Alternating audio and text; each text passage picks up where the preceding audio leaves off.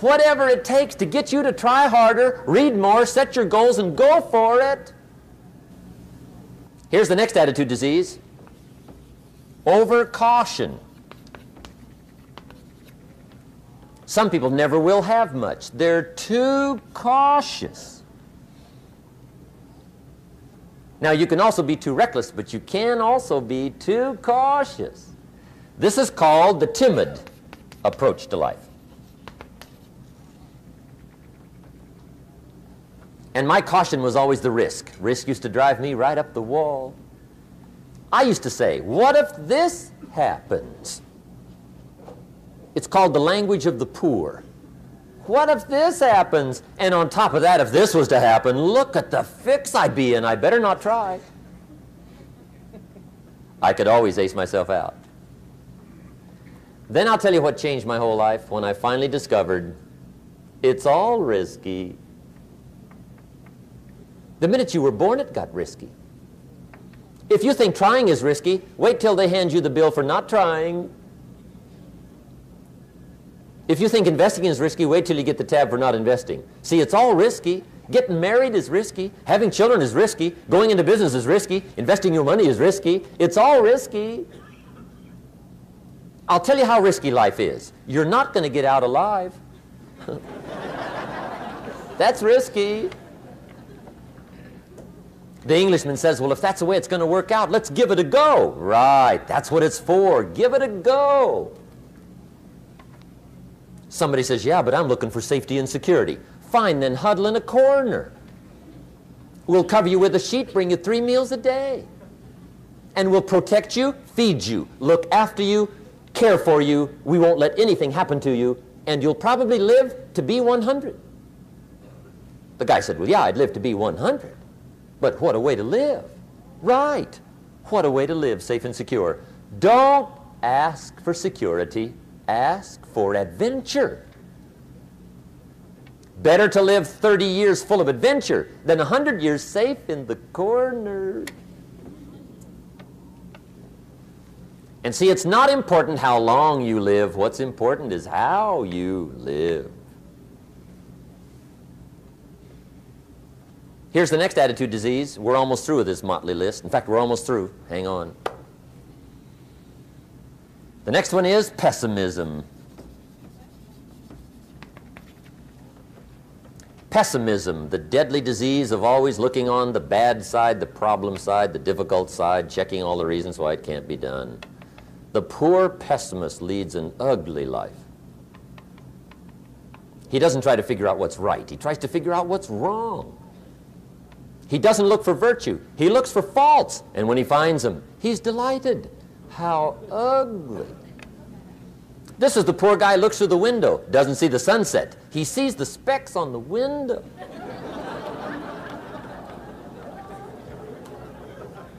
And this is the poor guy, right, who rushes up, takes such leave of his senses. This guy rushes up and he says, I've got 5 good reasons why it won't work.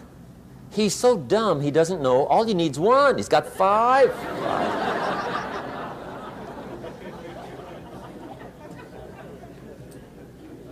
To the pessimist, the glass is always half empty.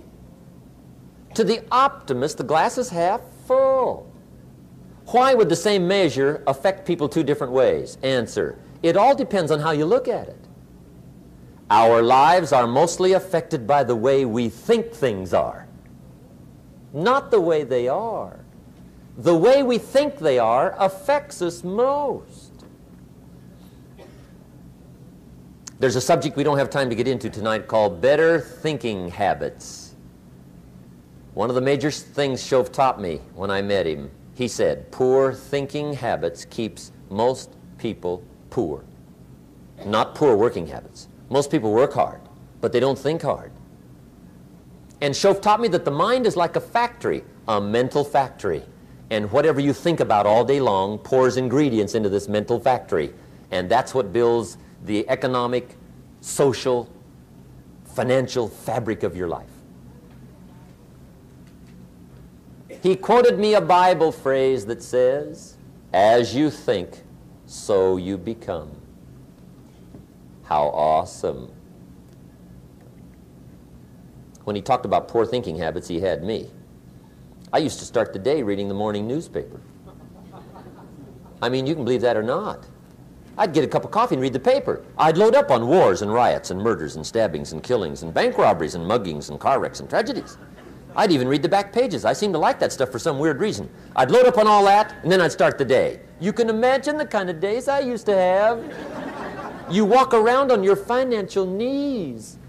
They call you economic peewee.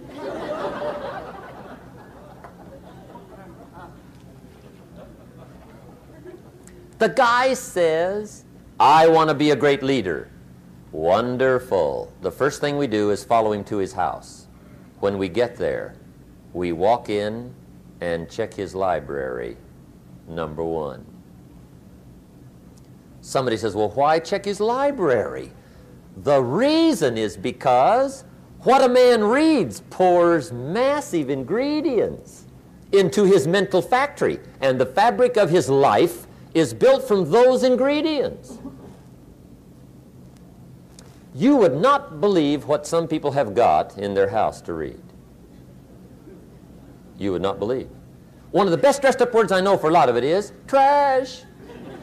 Can you imagine dumping a barrel of trash into this mental factory every day and coming out with a rich, dynamic, positive life? It can't be done.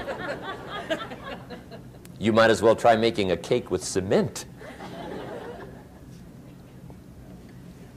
The kids back in Danbury, Connecticut, high school, they're asking me questions one day. I'm talking to the kids. Kids got good questions these days. One of them said to me, Mr. Rohn, how do you build the good life? I said, it's simple. It's not easy, but it's simple. Here's how you build anything. Select the right ingredients, keep out the wrong ingredients, and it starts with thought. Everything starts with thought. So you must be wise and careful what you think about, because that starts everything. You got to be wise and careful. I asked the kids, what would happen if somebody dropped sugar in my coffee? They said, well, you'd be okay. I said, what if somebody dropped strychnine in my coffee? They said, well, you'd be dead. I said, correct. Lesson one, life is both sugar and strychnine. You gotta be careful. I said, what if my worst enemy drops in the sugar? They said, will you be okay? I said, what if my best friend, even by accident, drops in the strychnine? They said, well, you'd be dead. I said, correct. Lesson two, watch your coffee.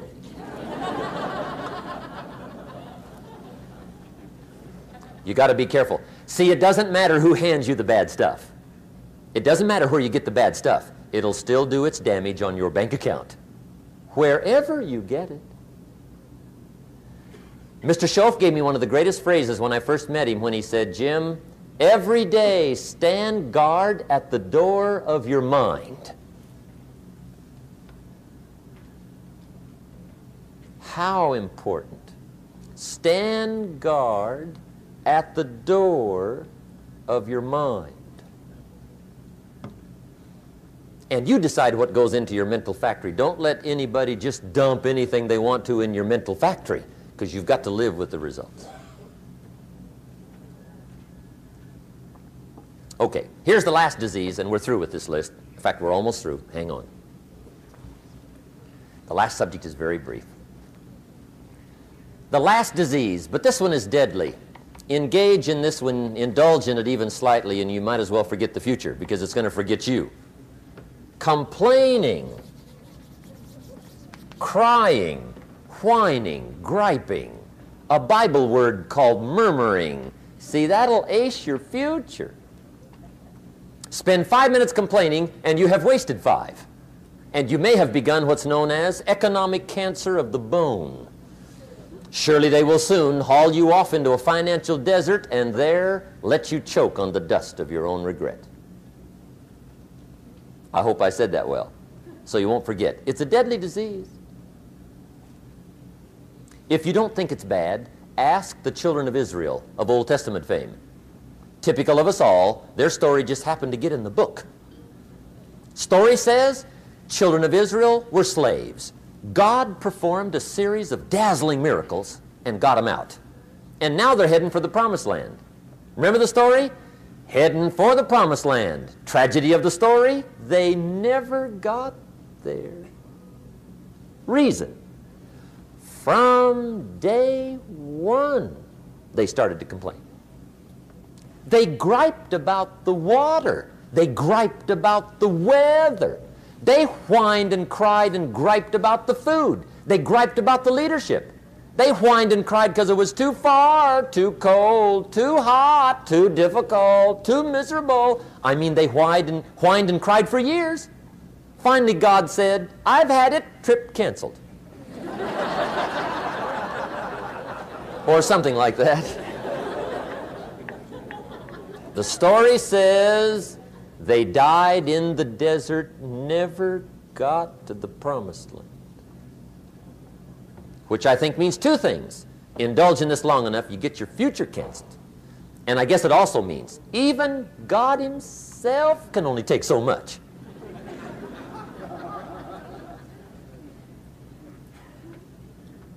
Okay. Just be on the lookout of the things that can destroy all the good you start. The war is on. And this evening, tomorrow, mentally, personally, socially, economically, you got to make sure you're winning the war. And this is part of it.